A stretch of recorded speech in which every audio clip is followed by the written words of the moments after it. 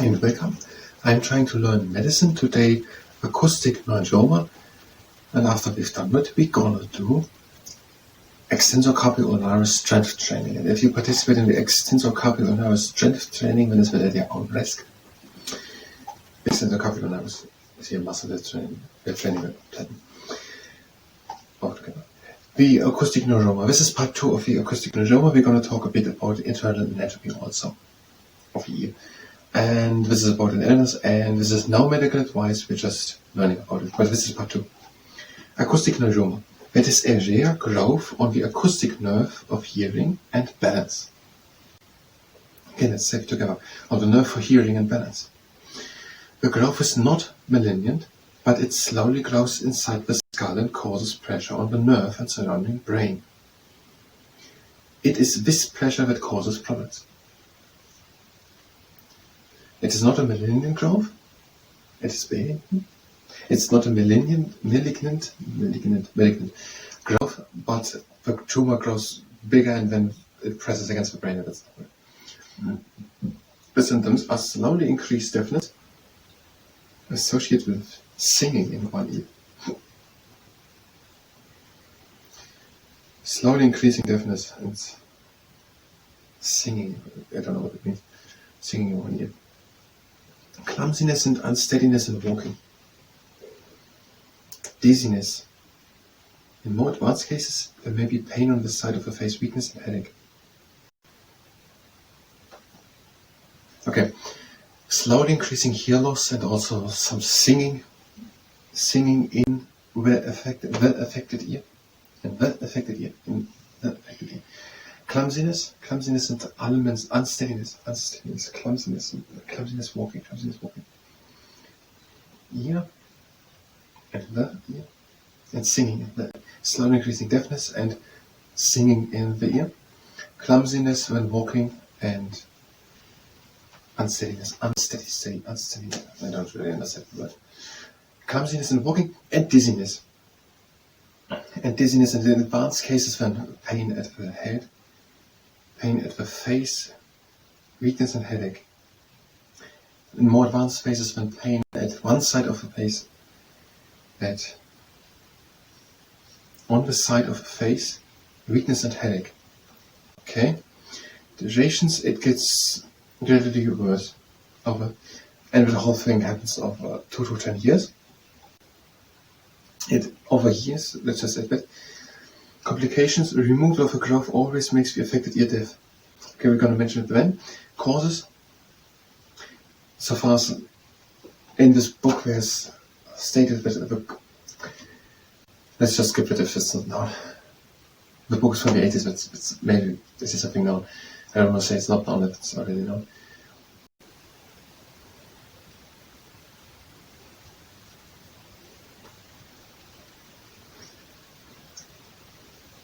In the book it is said that here in this book of the 80s it is said that it's not known what causes it. And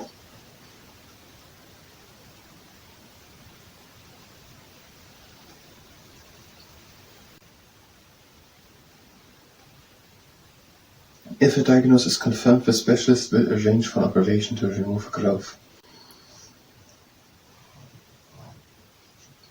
Although hearing will not be restored in the affected ear, early removal of a tumor has good results and leaves few other symptoms.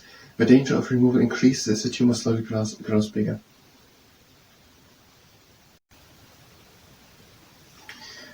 You don't really have to mention that the bigger it gets, the more dangerous is the removal. It's logically. And maybe if a tumor had grown already bigger, then it is a bit more complicated. I don't know if it doesn't really make sense to mention it. Okay. And that if the acoustic neuroma is diagnosed, then the tumor is surgically removed, which has a good outcome overall, but it leads to hearing loss. Do we have it all? It is not malignant, it is benign. Let's just say not malignant. Malignant. It is not malignant. Malignant. It's a growing of a tumor on the nerve for hearing and balance. in one ear. And it's the symptoms are slowly increasing deafness, and also some singing on the affected ear, or in the affected ear, and also dizziness and unsteadiness and clumsiness when walking, and when it's bigger, had grown larger, then also pain at one side of the brain, headache, and where the weakness, headache, weakness. And here in this book, it is not in this book from the 80s. In the 80s, when the time was when this book was written, there was not known what the cause is, so no prevention was known. So no prevention possible. So no way to prevent it is mentioned here. But it is said that if it is diagnosed, the tumor, it can be removed, and a part of hearing loss on the affected ear, the outcome is good. That is according to Keith Hodkins. Let's take one look at the name again. Keith Hodkins.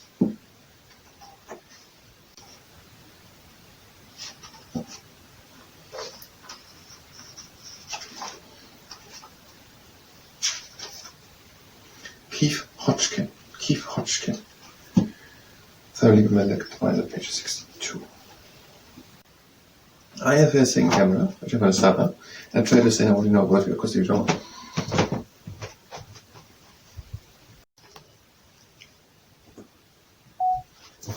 It's Neuroma. Not Neuroma. Neuroma. I'm not really concentrated.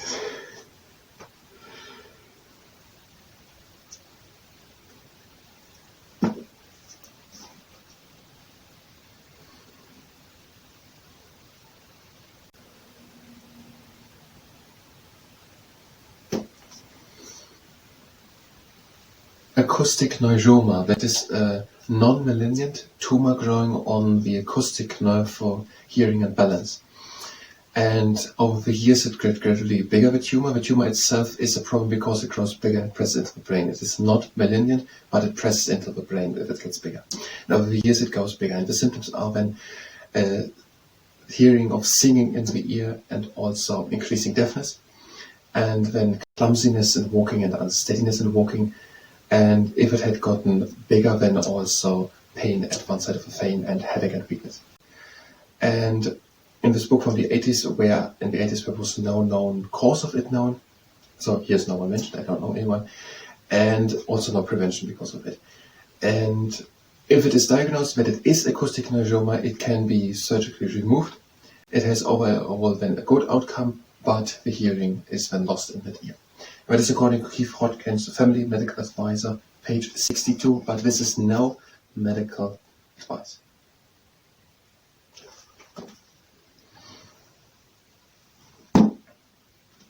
I'm going to stop a second now.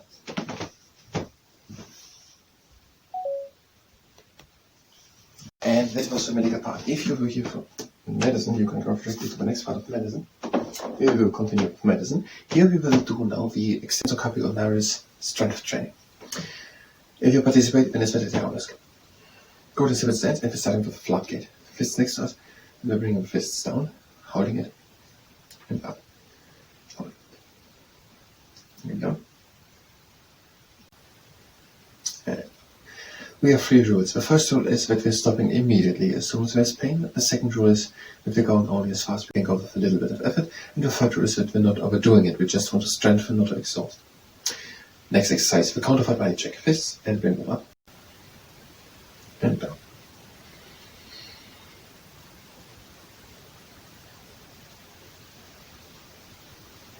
And again down.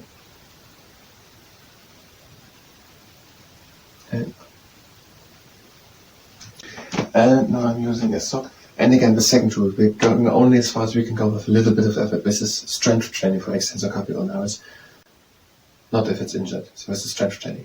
Going as far as possible with a little bit of effort, and if there's pain, stop immediately. This is all at your own risk. And we just want to strengthen, not to exhaust. Now, fist again like that, and pull with moderate pressure together with the fist, and bring it down.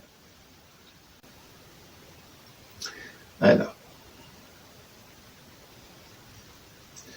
Again down. And last time down. and now with your right. Press with moderate force and bring up. And again down. And up. And down. Again up.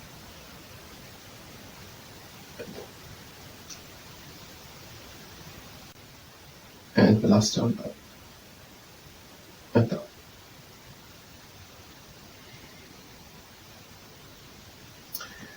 And now, change the hand again, press with moderate force, and turn the arm into supination.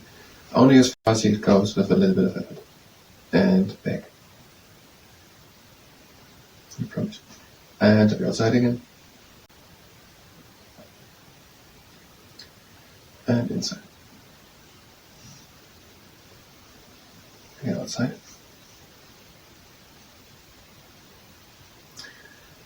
And with the other hand.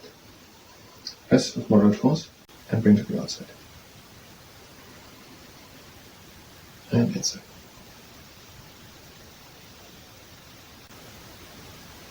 Outside. And inside. One last time.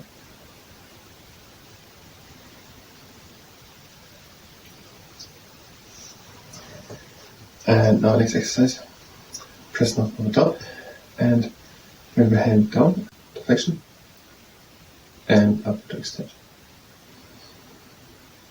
You know, this is not so much for extension, but and then up. And the last time. Again, take a break, this could be already way too much. And with your hand. Press and bring it down.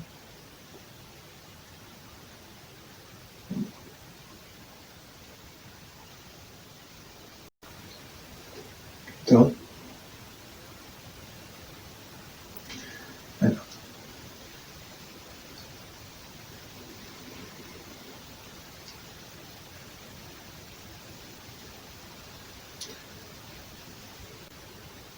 And now just press the middle. And the other side.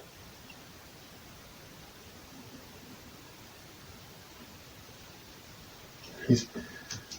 And this was the main training, but I think, do we have another exercise? Yes, we have one. The field is to simply straight up fist and open, close.